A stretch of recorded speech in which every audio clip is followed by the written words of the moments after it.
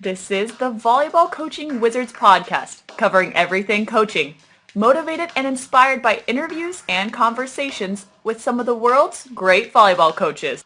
To learn more about the project, visit volleyballcoachingwizards.com. Now here are your hosts, John Foreman and Mark Lebedew. Welcome to episode 22 of the podcast. This time we've got high school and juniors coach Ryan Mitchell, who shares his views on using jump counts and in combination with jump intensity and jump height as a way of keeping track of hitter and generally player fitness and conditioning levels throughout the course of a match, in much the same way as a baseball manager would take a look at pitch counts to see where they're at and assess whether a change might need to be made in terms of a match situation, or from a grander scheme of things, maybe in terms of conditioning work. I think this is a really interesting idea, and Mark and I have a pretty good discussion on it. By the way, make sure to head on over to iTunes and leave a review of the podcast. We'd really appreciate the feedback. All right, on with the show. We started using the VERT technology that measures attack jumps and how many jumps kids are taking.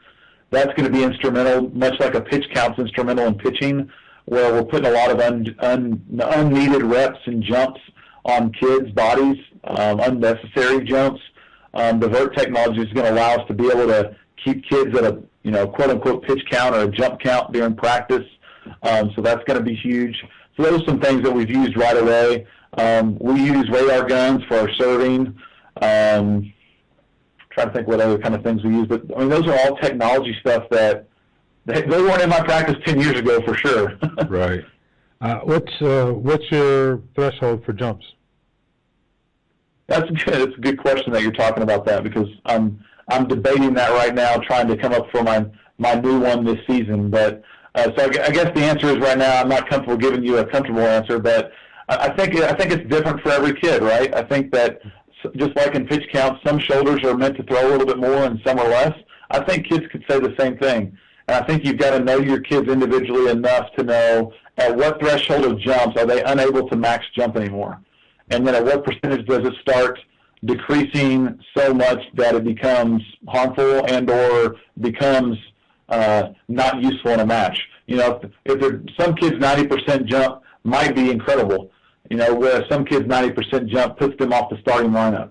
And I think as a coach, that technology to be able to go, man, when this kid gets under this threshold, she becomes unable to hit the high line shot anymore, then that becomes valuable information as a coach to be either to limit that amount of jumping she can do, so that way toward the end of the match she's able to jump max and be able to hit that high line shot, or I've got to use my deep bench at the time that she reaches that pitch count, or that jump count, I should say. So I think that technology has just started to get us where it's going to go.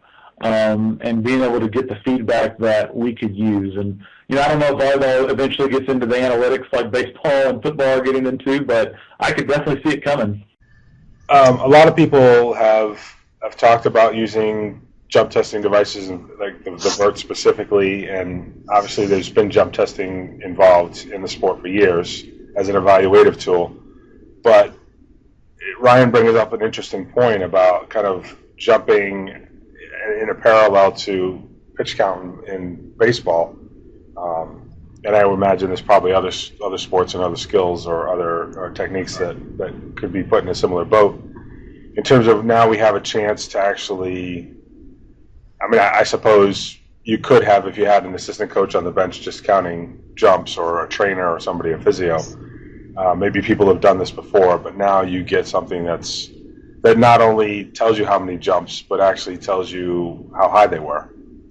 Yep. So you get to see the effectiveness, which is, I know when I first was with Ruben and Boole, and we were talking about him using the VERTs over there, my initial reaction was, oh yeah, well, knowing how high a guy jumps that's fantastic, whatever.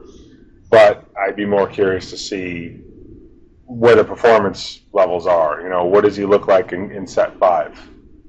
So how's the conditioning of the team and that sort of stuff. So when Ryan brought up this pitch count idea, it kind of really, caught me thinking along a very similar line.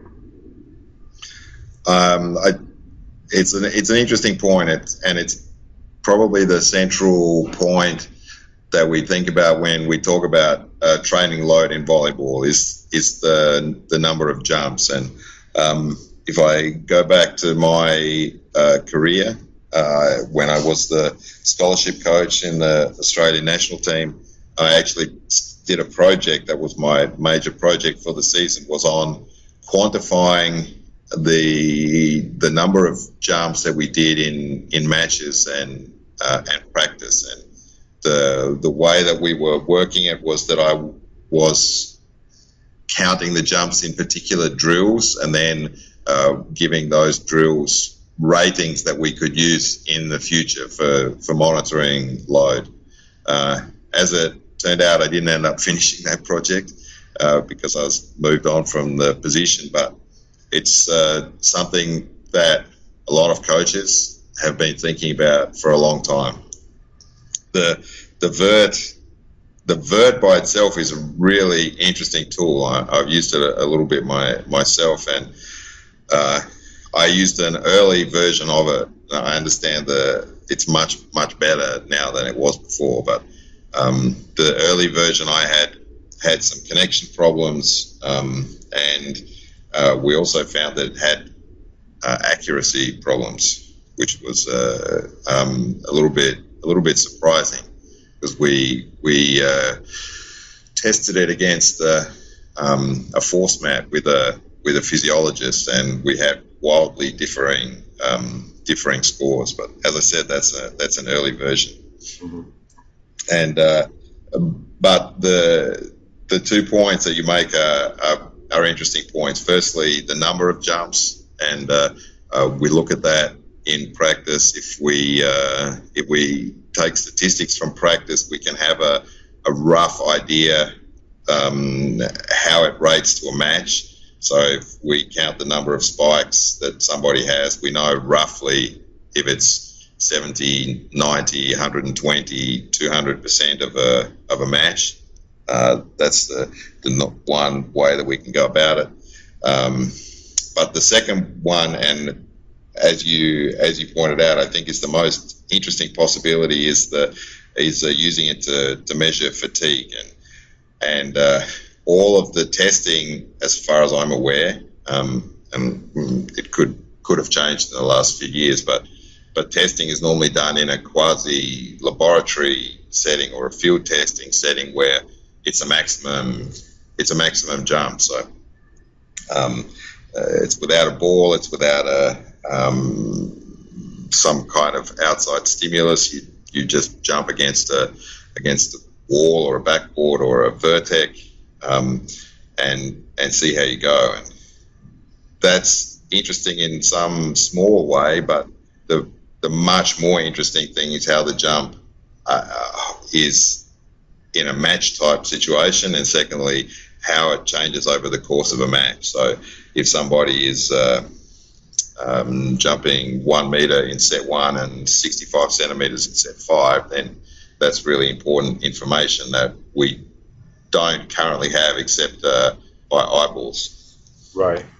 Now, you and I both got involved, or at least were watching a thread, I think that was on Twitter, where somebody said in the women's game there was some ridiculous number of jumps. I don't know if it was 200 or 300 or some really high number. Was there ever any conclusion as to what an average jump count was in a match? I think that the Volley Sim was the Twitter, the website, right, the company that promoted that number, and I think they did post an article at some point that actually was nowhere near 300. And the reason that I pointed, so firstly, what happened was they said that people in a volleyball match can spike up to 300, jump up to 300 times, which I know from my personal studies is out by a factor of 2 or 3, depending on what jumps you count. But the interesting thing was that I'd heard that before. I'd actually seen it presented at an FIVB coaches course, which is perhaps a little bit surprising. But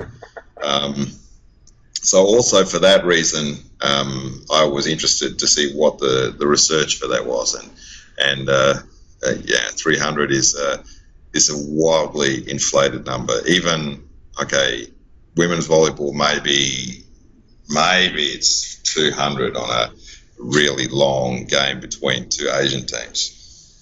Yeah, and it was the setter who's jump setting every single time. I mean, maybe in that circumstance, I could see that. I've done it a few times over the years, so in different leagues, and for men's volleyball, professional rally point, it's fairly consistent that a setter who's jump serving can get close to 150 in a 5-set match. So it works out at maximum 1.1 jumps per minute. And after that, it's a middle blocker who jump serves, and I don't count jump float serves as jumping. So a middle blocker who spike serves maybe can get up to 120 because they're jumping a lot on first tempo without attack, and so it's way off 300.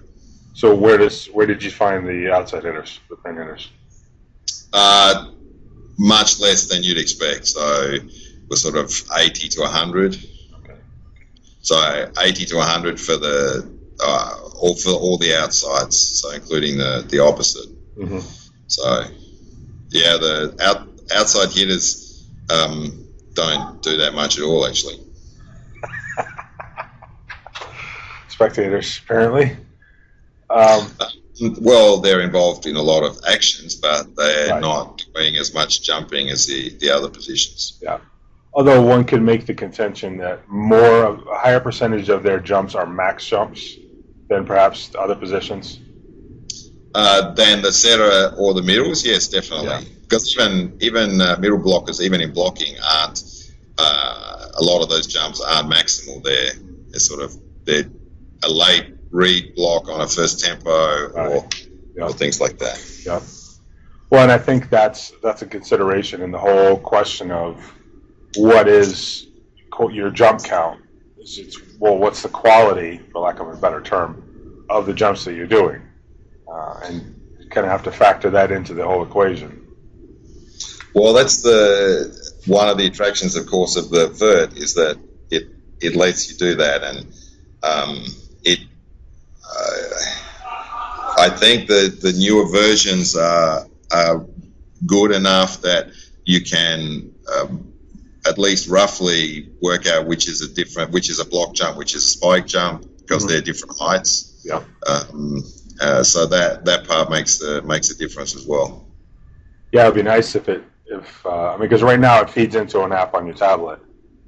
But Yes. if it fed into something a little bit more analytic, and maybe they've got something like that at higher levels. I don't really know, but it would be an interesting thing to see.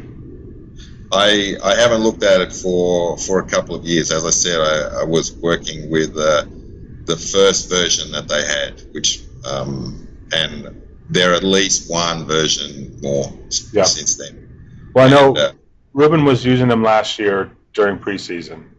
Yeah. And I mean, it was mainly a question of how many he was using the middles as his benchmark. How many jumps are the middles getting, and if the middles were kind of up in that 100 range, then that's about where you'd expect them to be. If you're pushing too much above that, then as you say, you bring back the load question. In practice, Yeah. the complication with the middles is the way that a lot of but not all squads are organized is that they'll carry only 3 middles, Mm-hmm. Yeah. which means that they rotate through faster than they actually do in a game. Right. So 100 jumps for a middle in that situation might mean, or it likely means, that everybody else is doing less than the standard. True. But So for you the have to middles, punch. it's actually a slightly heavier load than it would be otherwise. Yeah. Yes. So whenever you're looking at loads, that's really important.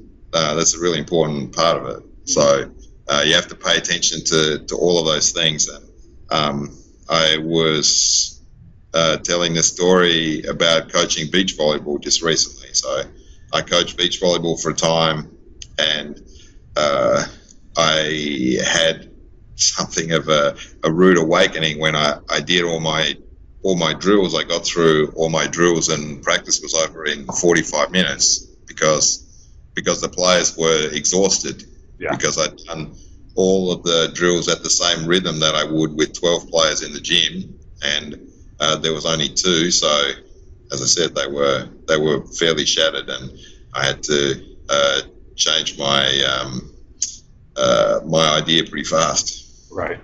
All right. Well, let's carry on with the question of load then.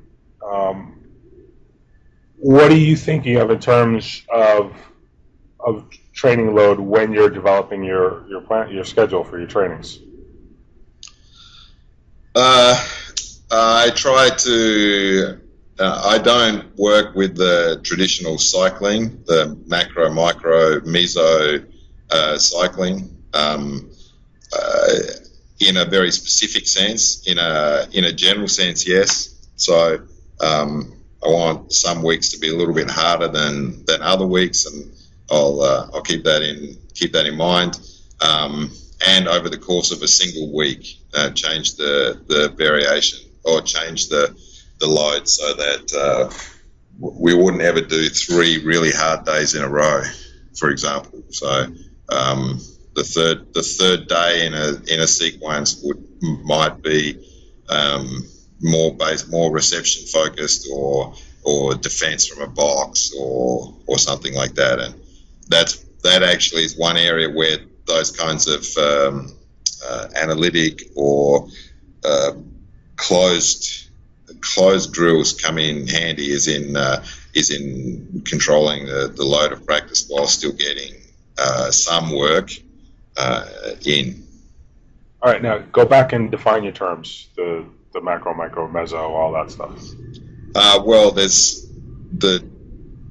I guess now you would say the traditional way of organising a training program is in cycles. So a year is broken up into cycles of traditionally preparation, early preparation, competition, and transition. So, which is off season, and then those 4 phases are broken up into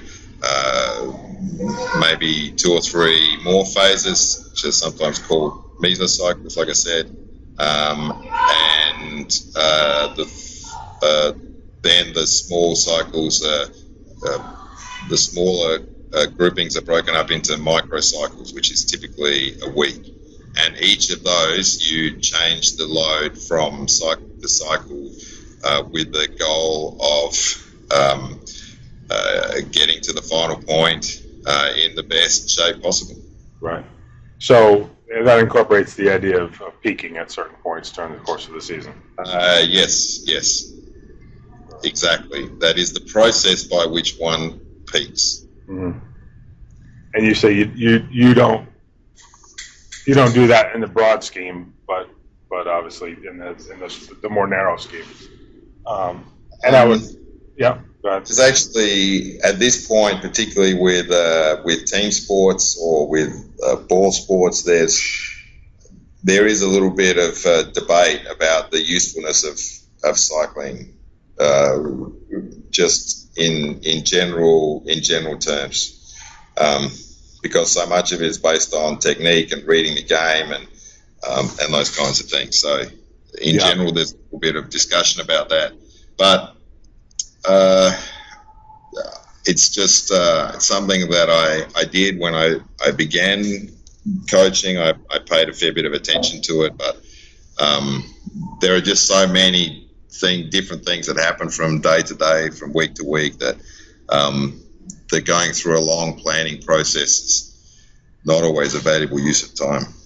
Well, and I think actually it was Ismail Peltoarbo who talked about having different players on different cycles, so to speak, because the developmental players would be on a different cycle than your presumed starters, for example. Yeah. So that was an interesting kind of idea. And just the basic fact that players are going to develop at different speeds makes it a challenge to try to plan everything out for the team overall. The development factors, technical factors go into it, definitely. But also the differences, different people in a group setting, different people react to training in a different way. They have different levels of fatigue. They have different speeds of recovery, and not all of those things, indeed, a lot of those things you can't necessarily plan for. Right, exactly. There's also a lot of variation in terms of the way you approach a season based on whether or not your advancement is dependent upon you winning the regular season, or do you automatically qualify for playoffs or something along those lines. Because if if you're like the English Premier League and the champion is the champion at the end of the year and that's it, you have to be at your best pretty much week in and week out. You can't afford to slack off during certain parts of the season and then try to pick it back up again. Whereas with a lot of the European leagues in volleyball, you've got the playoffs at the end. So you don't necessarily have to be playing at your best week in and week out when you know that, okay, we want to be playing our best volleyball at the end. But that also ties in with the whole idea of recovery that you are a big fan of. The things that you describe fit into traditional cycling theory. It's the point is always about when you want your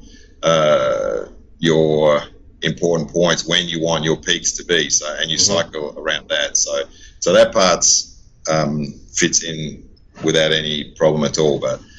But you're talking important distinctions there. So different teams need to peak at different times of the seasons, and the one thing that there are two things that stick in my mind, and they're both Australian football stories. And one was a team that was new to the league, so they were playing their very first season in the league. They were, in American parlance, an expansion team, and their whole preparation was set up around the idea of being good for the first 10 weeks.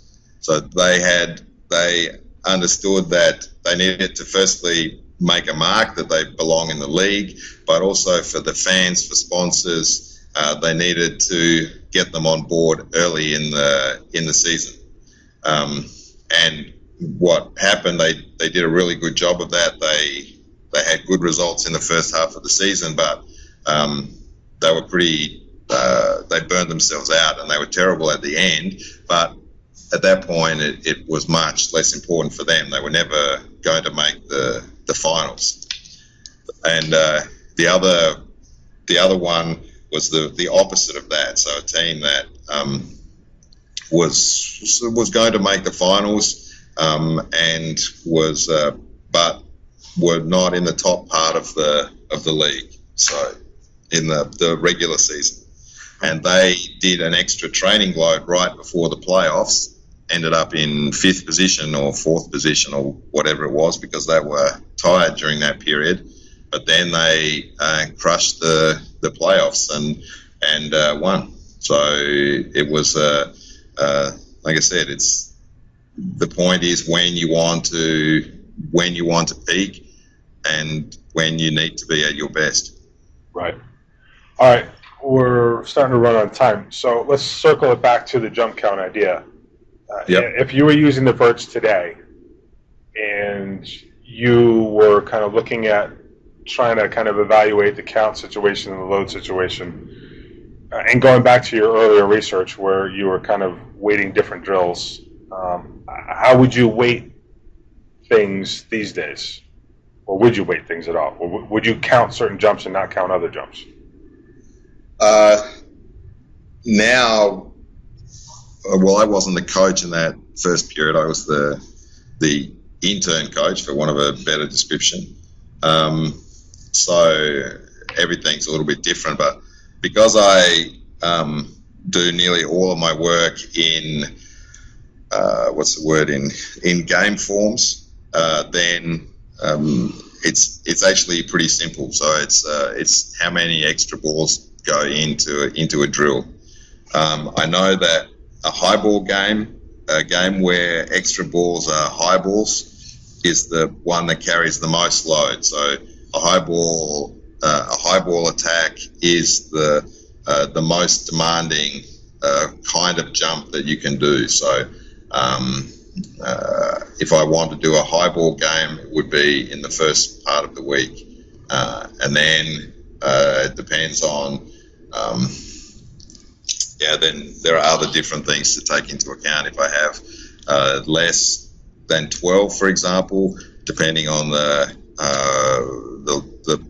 amount of the load that I want to achieve, it depends on if I have 5 against 6 or 6 against 5 or things like that. So I look at it because I do all that training in that way. That's why I look at it. I always have a rough idea of what I'm going to do or what I'm going to get out of it. And what you were saying about doing the higher intensity jumps earlier on, that's a tapering off approach. So if you were doing a taper on, it would be the other way around, right? Yes, Redbud Strickwerder, who was tapering on. He would do that kind of thing. I would tend to do the other way. My goal is that the players wake up on game day and feel fantastic. Okay, I think we can wrap it there. All right. Nice. Thanks for listening. We hope you enjoyed this episode. For show notes and more, visit volleyballcoachingwizards.com/podcast. Got an idea for a future episode or want to ask a question? Send an email to podcast@volleyballcoachingwizards.com.